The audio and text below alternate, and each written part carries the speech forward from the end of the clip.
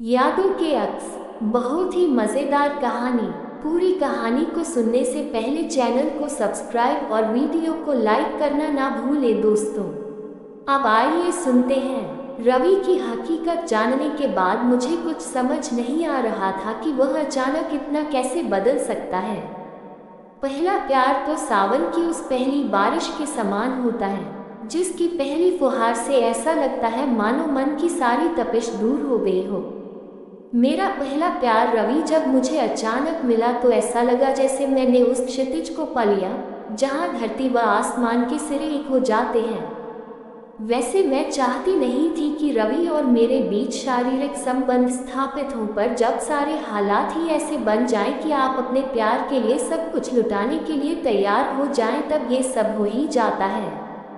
सच, रवि से एकाकार होने के बाद ही मैंने जाना कि सच्चा प्यार क्या होता है।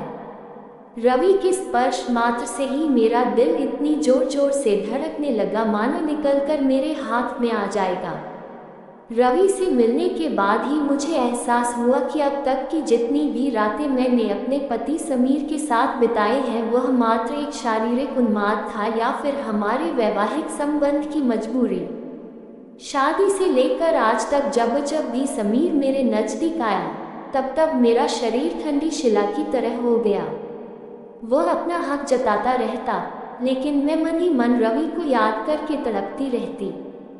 यह शायद रवि के प्यार का ही जादू था कि शादी के इतने साल बाद भी मैं उसे भुला नहीं पाई थी। तभी तो मेरे मन का एक कोना आज भी रवि की एक झलक पाने को तरसता था। मैं शादी करूंगी तो सिर्फ रवि से, वरना नहीं। शादी से पहले मैंने यह ऐलान कर दिया था। हाँ, वह तो ठीक है, पर जनाब मिलने आए तो पता चले कि वे भी यह चाहते हैं या नहीं। भैया के स्वर में व्यंग्य था। हाँ, मैं जानती हूँ कि आपका इशारा किस तरफ है। वह हीरो बनना चाहता है, इसीलिए तो दिन रात स्टूडियो के चक्कर काटता है। बस एक ब्रेक मिला नहीं कि उसकी निकल पड़ेगी, इसीलिए वह मुंबई चला गया है। न नो मन तेल होगा न राधा नाचेगी, भैया ने हंसते हुए कहा और बाहर चले गए। देखो माँ, भैया कैसे रवि का मजाक उड़ाते रहते हैं। देख लेना, वह एक दिन बहुत बड़ा आदमी बनकर दिखाएगा। मैं ये कहते कहते रो पड़ी थी। बेटी, वह हीरो जब बनेगा तब बनेगा। असली बात तो यह है कि वह अभी कर क्या रहा है। पापा ने चाय पीते हुए मुझसे पूछा। अब उनसे क्या कहती, मैं खुद नहीं जानती कि वह आजकल मुंबई में क्या कर रहा है। मुझे तो बस इतना मालूम था कि शायद अभी फिर से विज्ञापन की शूटिंग कर रहा है। जब सब कुछ धुंधला सा था तब भला कोई सटीक निर्णय कैसे लिया जाता। फिर मैंने हथियार डाल दिए, यानी समीर से शादी के लिए हामी भर दी। मेरे इस निर्णय से घर के सभी लोग बहुत खुश थे, पर मेरे भीतर अवश्य कुछ दरक कर टूट गया था। मैंने न जाने कितनी बार रवि को फ़ोन किया, पर वह शायद मुंबई से बाहर था। एक बार तो मैंने भाव आवेश में मुंबई जाने का मन भी बना लिया, पर तब माता पिता के रोते चेहरे मेरी आंखों के आगे घूम गए और तब मैंने हथियार डाल दिया। वैसे भी रवि मुंबई में कहाँ है ये पता तो मुझे नहीं था। समीर से शादी हुई तो मैं उसके जीवन की महत्वपूर्ण हिस्सा बन गई। समीर ने मुझे वह सब दिया जिस पर मेरा हक था, पर शायद मैं समीर के साथ पूरी तरह न्याय न कर पाई। जिस मन पर किसी और का अधिकार हो, उस मन पर किसी और के अरमानों का महल बनना मुश्किल ही था। मैं जब भी अकेली होती रवि को याद करके रो पड़ती। मुझे उसकी ज़्यादा याद तब आती जब बारिश आती। मुझे आज भी याद है वो दिन जब बहुत ज़्यादा उमस के बाद अचानक काले बादल घिर आए थे और देखते ही देखते मूसलाधार बारिश शुरू हो गई थी। उस समय रवि और मैं पिक्चर देखकर मोटरसाइकिल पर लौट रहे थे। बारिश तेज होती देखकर रवि मोटरसाइकिल रोककर सड़क की दूसरी ओर मैदान में जाकर बारिश का मजा लेने लगा। उसे ऐसा करते देख मुझे बहुत अजीब लगा। मैं एक पेड़ के नीचे खड़ी बारिश का मजा ले रही थी। तभी अचानक वह आया और मुझे खींचकर मैदान में ले गया। नेहा, अपनी दोनों बाहें खोलकर इस रिमझिम का मजा लो। इन बूंदों में भीगने का मजा लोगी तभी तुम्हें लगेगा कि शरीर की तपिश कम हो रही है और तुम्हारा तन मन हवा की तरह हल्का हो गया है।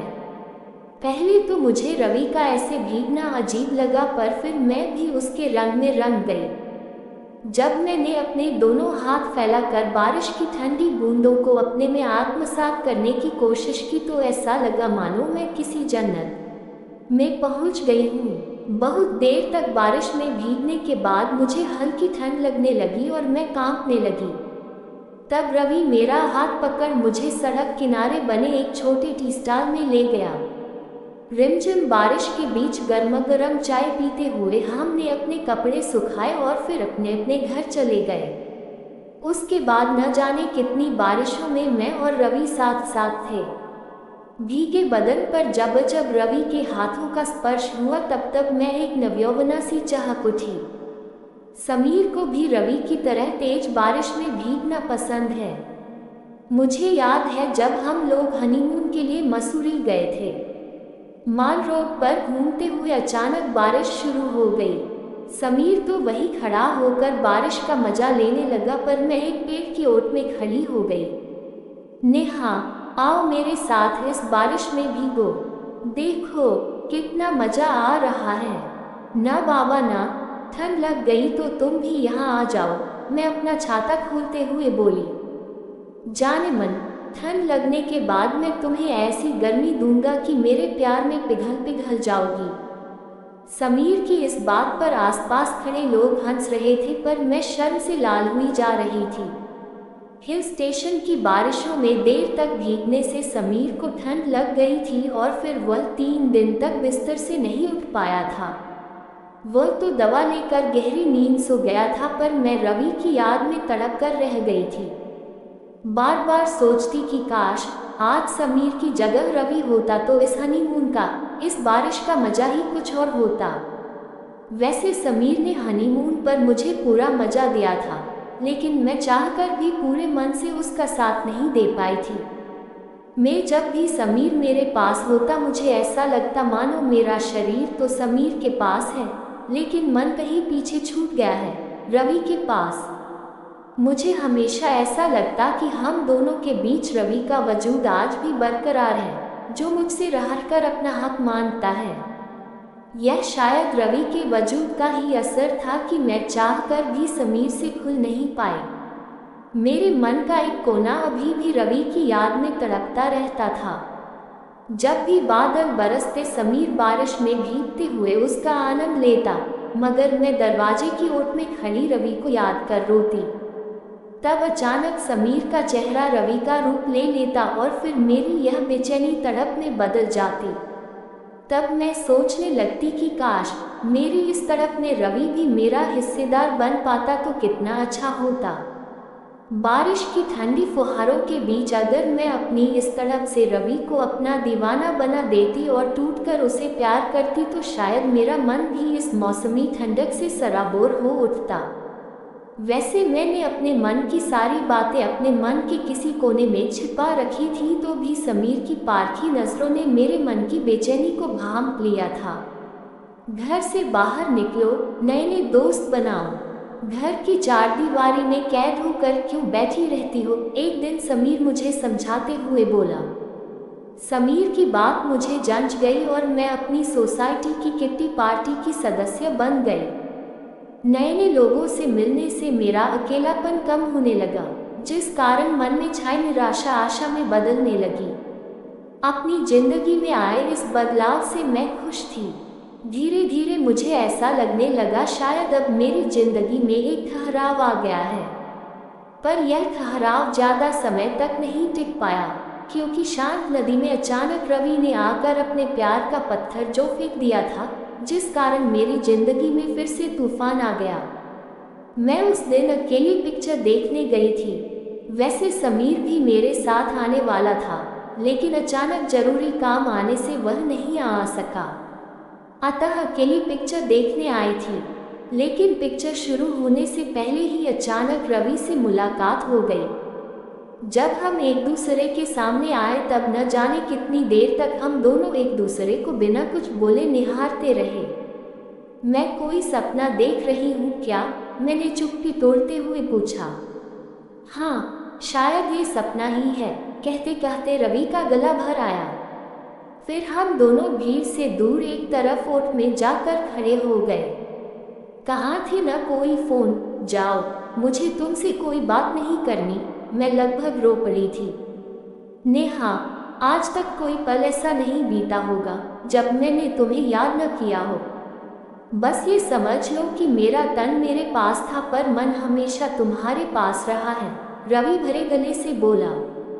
इससे पहले कि मैं कुछ और बोल पाती, रवि ही बोल पड़ा। अच्छा, अब ये गिले शिकवे छोड़ो और अंदर चलो। आज की पिक्चर में मेरा हीरो का रोल तो नहीं है नेगेटिव है, पर हीरो के रोल से ज़्यादा दमदार है, कहकर उसने मेरा हाथ पकड़ा और दोनों हॉल के अंदर चले गए। वाकई रवि का अभिनय दमदार था। इतने सालों की उसकी मेहनत नजर आ रही थी। जब वह हॉल से बाहर निकला तो उसके प्रशंसकों की भीड़ ने उसका रास्ता रोक लिया। उसके बाद से तो रवि का जादू मेरे सिर चढ़ कर बोलने लगा। अब मुझे न दिन की सुध थी और न रात की। मेरा अब ज़्यादा समय रवि के साथ ही बीतने लगा था। कभी भी तो मैं शूटिंग के समय भी उसके साथ होती। मैंने कई बार उससे कहा कि वह चलकर समीर से मिलने पर हर बार टाल जाता। जब भी मैं उसके सामने समीर का जिक्र करती, वह गमगीन हो उठता और तड़पते हुए कहता, मेरे उस दुश्मन का नाम मेरे सामने लेकर मेरे जख्मों को हरा मत किया करो। नेहा, बस ये समझ लो कि तुमसे मेरी शादी न हो पाना मेरी सबसे बड़ी हार है, जिसे मैं एक दिन जीत में बदल कर ही रहूँगा। तब मेरा मन करता कि मैं उससे लिपट जाऊं और अपना सर्वस्व उसे सौंप दूं, पर लोकलाज के भय से अपने बड़े कदम रोक लेती। कई बार मेरे मन में आया कि उससे पूछूं कि वह मेरी शादी के समय कहाँ था, पर यह सोचकर चुप रह जाती कि इससे रवि को दुख पहुंचेगा और मैं उसे दुखी नहीं करना चाहती। एक दिन शाम के 5 बजे थे जब मेरे पास रवि का फोन आया। क्या कर रही हो जान? कुछ भी तो नहीं, तो चली आओ आलीशान होटल में। पर अचानक, ज़्यादा सवाल न पूछो, एक सरप्राइज है। रवि का इतना कहना था कि मैं उसके प्यार में खींची होटल के लिए निकल पड़ी। उस दिन समीर टूर पर था और मैंने अपने बेटे बंटू को अपनी सहेली राधिका के यहाँ छोड़ दिया। जब रवि के पास पहुंची तो देखा वह एक सजे कमरे में मेरी प्रतीक्षा कर रहा है। जान, बहुत देर कर दी आने में। ये सब क्या है? मैं अचकचाते हुए उससे पूछ बैठी। आज मुझे एक बहुत बड़ा रोल मिला है। अगर यह पिक्चर हिट हुई तो समझो मैं रातों रात स्टार बन जाऊंगा, कहते कहते उसने मुझे अपनी बाहों में भर लिया। ये सही नहीं है रवि, मैंने खुद को उससे छुड़ाते हुए कहा। प्यार में कुछ भी सही या गलत नहीं होता। प्यार तो सिर्फ प्यार होता है जो कुर्बानी मांगता है। वैसे भी तुम्हारा और मेरा प्यार तो सच्चा प्यार है जो न जाने कब से एक दूसरे का साथ पाने को तड़प रहा है। ये कह उसने मुझे पैकेट थमा दिया। जब मैंने पैकेट खोला तो हैरान रह गई। उसमें एक गुलाबी रंग की झीनी नाइटी थी। इधर मैं कपड़े बदलने चली गई तो उधर रवि सारे बिस्तर पर लाल गुलाबों की बरसात करने लगा। इत्र की भीनी भीनी खुशबू और धीमा धीमा संगीत, बस सब कुछ मुझे मदहोश करने के लिए काफ़ी था। बस फिर वह सब हो गया जो शायद बहुत पहले हो जाना चाहिए था। जब वर्षों पुरानी चाहत पूरी हुई तो ऐसा लगा मानो आज बिन बादल बरसात हो गई, जिसमें हम दोनों भीगकर उस चरम सुख को पा गए जिससे अब तक हम अछूते रहे थे। उस रात होटल के उस कमरे में रवि से लिपटी मैं उस तृप्ति को महसूस कर रही थी जो मुझे अब तक नहीं मिली थी। रवि, आज तो मजा आ गया, मैं भावावेश में उसके होठों पर किस करते हुए बोली। अरे मैडम, ये तो कुछ भी नहीं, आगे आगे देखो, मैं तुम्हें कैसे जन्नत का मजा दिलाता हूँ, कहकर रवि फिर से मुझसे लिपट गया। मुझे बहुत दुख है जो समय रहते मैं तुम्हें अपनी नहीं बना पाया, रवि मेरे सीने पर हाथ फेरते हुए बोला। समीर बहुत खुशहाल इंसान है, तभी तो ये हुस्न का प्याला उसकी झोली में जा गिरा, कह रवि मुझे पागलों की तरह चूमने लगा। रवि, इतना प्यार न करो मुझे, वरना क्या? अगर तुम मुझसे यूं टूटकर प्यार करते रहोगे तो तुमसे अलग कैसे हो पाऊंगी। और मैं अचानक रो पड़ी।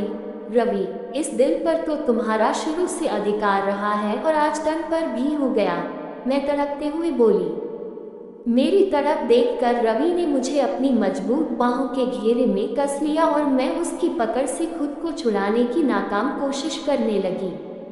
अच्छा, अब मैं चलती हूँ, सुबह की लो देख मैंने तुरंत कपड़े बदले और अपने घर आ गई। रवि से शारीरिक संपर्क के बाद मेरे अंदर एक सुखद सा परिवर्तन आया। अब मैं हर समय खिलखिली सी रहती थी। इतना खुश तो मैंने पहले तुम्हें कभी नहीं देखा। उस दिन मुझे एक फिल्मी गाना गुनगुनाते देख समीर ने मुझे टोका। वह क्या है कि आजकल नए दोस्त बन रहे हैं ना, मैंने बात बदलते हुए कहा। अच्छा लगता है तुम्हें यूं खुश देखकर, कह समीर ने भावातिरेक में मेरा माथा चूम लिया। सच, उस समय मुझे रवि की बहुत याद आई। आज रवि के कारण ही तो मेरे मन का सूनापन कम हो पाया था। उसके प्यार में पागल मैं आज दूसरी बार उससे मिलने उसी होटल में जाने वाली थी, पर उस समय बंटू स्कूल गया हुआ था, इसलिए दुविधा में थी कि कैसे जाऊं। तब मेरी सास जो मेरे पास रहने आई हुई थी तुरंत बोली, अरे बहू, परेशानी क्या है, अब जब मैं घर पर हूँ तो बंटू को देख लूंगी, तुम अभी निकल जाओ वरना तुम्हें सामने देखकर ज्यादा परेशान होगा। मां जी के इतना कहते ही मैं तुरंत निकल पड़ी। इधर मेरा ऑटो रिक्शा होटल की तरफ बढ़ रहा था तो उधर मेरी बेचैनी। सब कुछ अपनी चरसीमा पर था, उस दिन का चरम सुख और आज फिर अचानक मेरे विचारों पर विराम लग गया, क्योंकि मेरा होटल जो आ गया था। तेज कदमों से लॉबी का रास्ता पार कर मैं होटल के कमरे के पास पहुंच गई। कमरे का दरवाजा आधा खुला था और मैं जल्दी से उसे धकेल कर अंदर जाना चाहती थी कि अचानक रवि के मुंह से अपना नाम सुनकर मेरे बढ़ते कदम थिथक गए। जब मैंने दरवाजे की ओर में खड़े होकर अंदर झांका तो हैरान रह गई। रवि किसी और के साथ बैठा ड्रिंक कर रहा था। पूरे कमरे में सिगरेट का धुआं फैला हुआ था। तेरी वह मुर्गी कब तक आएगी, मेरा मन बेचैन हो रहा है। रवि के सामने वह आदमी शराब का खाली गिलास रखते हुए बोला। बस सर, आने ही वाली होगी, रवि उसके खाली गिलास में शराब डालते हुए बोला। पर यार, वह तो तेरी गर्लफ्रेंड है, ऐसे में वह मेरे साथ। आप उसकी फिक्र न करो सर जी। अरे, वह तो मेरे प्यार में इतनी पागल है कि मेरे एक इशारे पर कुछ भी करने को तैयार हो जाएगी। रवि ठठा कर हंस पड़ा। अरे, मैंने कच्ची गोलियां नहीं खेली हैं, जो हाथ आया मौका लो जाने दूं। नशे में धुत रवि बोला। आप आज सिर्फ मेरे अभिनय का कमाल देखना, मैं आज उसे इतना बेचैन कर दूंगा कि वह मेरे साथ साथ आपको भी पूरा मजा देगी। बड़ी गर्मी भरी पड़ी है उसके अंदर, और फिर उसने सिगरेट सुलगा ली। अच्छा, मैं चलता हूँ, बाहर लॉबी में तुम्हारे फोन का इंतजार करता हूँ, जब मामला पड़ जाए तब आ जाऊंगा, कहकर वह आदमी पागलों की तरह हंसने लगा। आप मजे की फिक्र न करो, वो तो मैं आपको पूरा दिलवाऊंगा, पर मेरा आपकी आने वाली फिल्म में हीरो का रोल तो पक्का है न, कह रवि ने वही गुलाबी नाइटी बेड पर फैला दी। अरे यार, मैं जुबान का पक्का हूँ, इधर वह लड़की गई तो उधर तेरा हीरो का रोल पक्का। ये सब सुनकर मेरे तो होश उड़ गए। मेरी तो उस समय ऐसी स्थिति थी कि काटो तो खून नहीं। पहले तो मेरे मन में आया कि अंदर जाकर उन दोनों मुंह नोच लूं, पर फिर मैं तुरंत संभल गई कि नीचता पर उतर आए ये दोनों मेरे साथ कुछ भी गलत कर सकते हैं। फिर मैंने समय न गंवाते हुए बाहर का रुख किया ताकि उनकी पकड़ से बाहर निकल जाऊं। वैसे भी वह आदमी कभी भी बाहर आ सकता था। उस समय मेरा तनमन गुस्से से उबल रहा था और मेरी आंखें लगातार बह रही थी। रवि के प्यार का ये विभत्स रूप देखकर मेरे रोंगटे खड़े हो गए थे। मैं ऑटो रिक्शा में अपने घर जा रही थी। रवि के कई फोन मेरे मोबाइल पर आए। मेरा मन उस समय इतना बेचैन था कि उससे बात करना तो दूर, मैं उसकी आवाज़ भी नहीं सुनना चाहती थी। इसलिए मैंने अपना मोबाइल ऑफ कर दिया और बीती बातें भुलाकर अपने घर चली गई। अरे समीर, तुम कब आए? समीर को बंटू के साथ खेलते देखकर मुझे सुकून सा मिला। चलो आज पिक्चर देखने चलते हैं, खाना भी बाहर ही खा लेंगे, समीर ने अचानक मुझसे कहा तो मैं अचकचा सी गई। पर बंटू का तो सुबह स्कूल है, मैंने बात बदलते हुए कहा। आप समीर से कैसे कहती कि मेरा मूड खराब है? बंटू को तो मैं देख लूंगी, समय से खाना खिलाकर सुला दूंगी, सासू माँ कमरे में प्रवेश करते हुए बोली। क्यों बंटू, दादी के साथ खेलेगा न? और फिर वो दिन वाली स्टोरी भी तो पूरी करनी है न? सासू माँ के इतना कहते ही बंटू उनसे लिपट गया। चलो अब तो तुम्हारी समस्या हल हो गई, आप जल्दी से तैयार हो जाओ, समीर ने मेरा कंधा थपथपाते हुए कहा। फिर हम तैयार होकर मूवी देखने चले गए। जब पिक्चर देखकर बाहर निकले तो बाहर काले बादल घिर आए थे। देखते ही देखते तेज बारिश शुरू हो गई।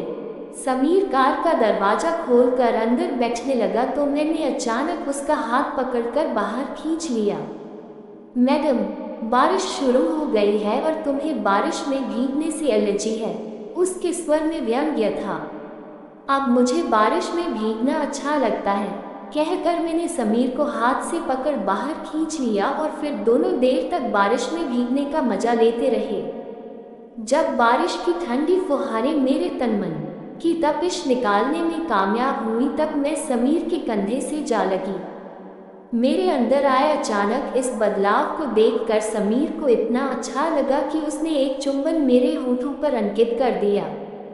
जब समीर की मजबूत बाहों ने मेरे तन को कसा तो ऐसा लगा मानो अब मेरे मन पर सिर्फ और सिर्फ समीर का ही अधिकार है, और तब ऐसा लगने लगा मानो रवि की यादों का अक्स धुंधला पड़ने लगा है।